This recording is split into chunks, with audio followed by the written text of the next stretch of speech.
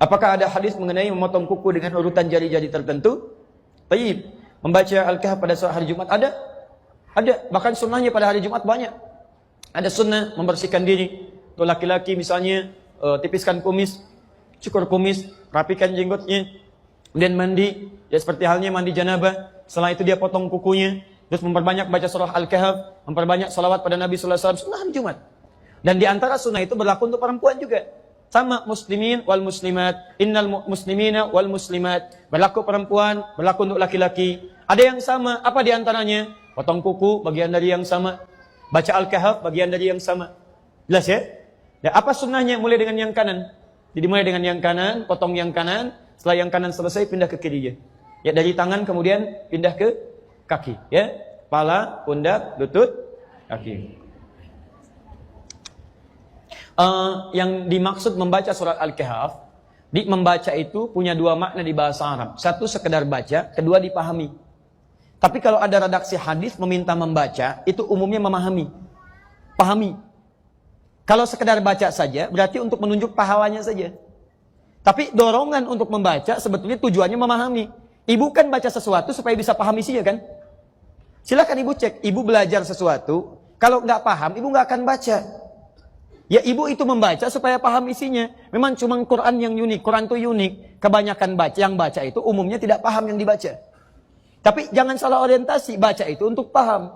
Kalau ibu sekedar baca, pahalanya banyak. Satu hurufnya itu 10 kebaikan. Dalilnya At-Tirmidzi nomor hadis 2910. Man qara'a harfan min kitabillah falahu asyru hasanat. Siapa yang bisa baca satu huruf dari kitabullah, satu huruf, dia dapat 10 kebaikan setiap hurufnya. Dan hampir tidak ada orang Islam baca Quran cuma satu huruf. Gak ada. Nun 10. Sudah dulu. Gak ada. Silakan cek. Bismillahirrahmanirrahim 19 huruf. Al-Kahf berapa ayat? 110 ayat. Berapa huruf? Silakan hitung. Jadi kalau ibu sampai Jumat ini merasa banyak pahalanya, silahkan kalau nggak mau baca Quran. Tapi kalau ibu merasa banyak dosanya, ayo setidaknya banyak-banyak baca Quran. Mudah-mudahan tertutup dengan itu, dengan pahala-pahala kemuliaan. Ayo, siapa yang tidak punya dosa, boleh angkat tangan? Boleh silakan. Yang sedikit? Yang banyak? Udah saking banyaknya nggak bisa ngangkat kan? Ya sama dengan saya, kalau merasa banyak dosanya, belum siap surganya, perbanyak amalan. Cari amalan cerdas. Apa amalan cerdas itu? Satu, amalan yang pahalanya bisa mengalir sampai kita meninggal dunia. Disebut dengan sedekah jariyah. Ibu punya uang 50.000. Bagaimana caranya 50.000 awet sampai ke akhirat? Caranya, misal, cari amalan cerdas. Belikan mushaf. Kasih ke penghafal Quran. Begitu dia bacakan, setiap dia baca, ibu dapat pahalanya. Amalan cerdas kedua, cari yang amalan ketika dikerjakan, pahala lebih banyak dari biasanya. Kalau ibu mengerjakan amalan biasa, itu pahalanya 10. 10. Ibu singkirkan misalnya, maaf ya, ada duri di jalan. Duri itu penghambat, kulit pisang ibu singkirkan, dapat 10 kebaikan. Tapi baca Quran, satu hurufnya 10. Satu hurufnya. Maka cari amalan-amalan yang pahalanya sekiranya melimpah. Nah, maaf, membaca untuk memahami isinya. Kalau ibu paham, itu lebih dahsyat lagi. Lebih dahsyat lagi. Pahala semakin banyak lagi. Kemudian yang kedua, itu yang diinginkan untuk diamalkan isinya.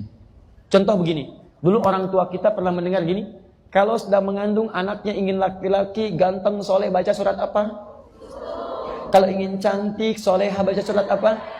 Silakan baca. Sampai kiamat kurang 2 hari, gak akan kejadian.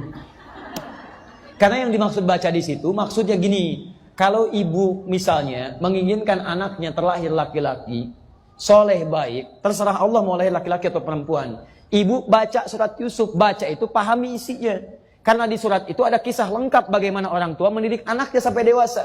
Karirnya bagus, dengan teman-temannya bagus. Nah, saat anaknya lahir, begitu keluar lahir laki-laki misalnya, praktekkan makna ayat tadi. Praktekkan suratnya dalam pendidikan. Bukan cuma dibaca, keluar anak tidak dididik. Gak akan jadi. Silahkan buktikan. Sampai kiamat kurang 2 hari gak akan kejadian. Sehari lagi buat tobat.